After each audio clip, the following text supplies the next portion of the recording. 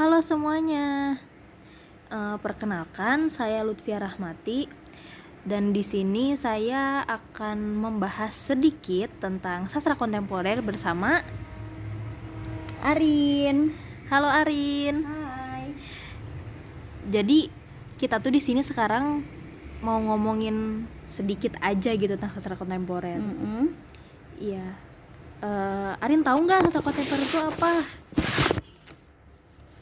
Enggak, emang sastra kontemporer tuh apa sih, Pi?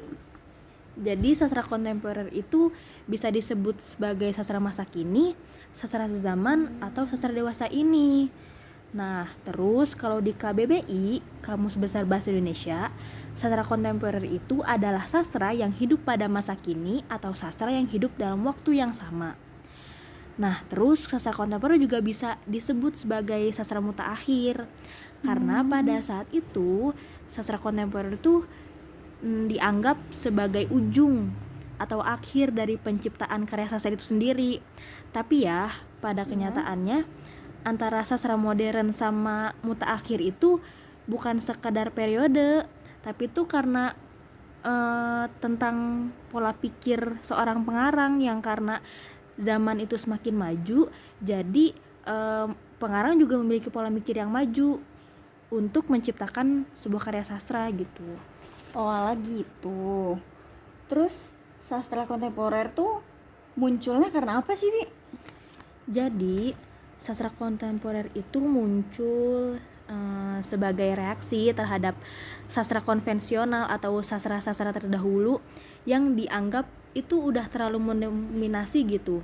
Nah, dimulainya sastra kontemporer itu sendiri dimulai oleh sastrawan angkatan 45 yang sekarang dianggap sebagai embrio dari sastra kontemporer.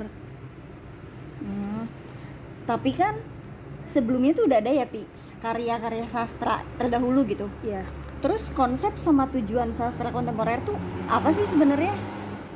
konsep sama tujuan. Nah, sastra kontemporer itu kan punya konsep yang gak terikat oleh aturan sastra yang sebelumnya itu udah pernah ada dan udah tersebar gitu kan ya.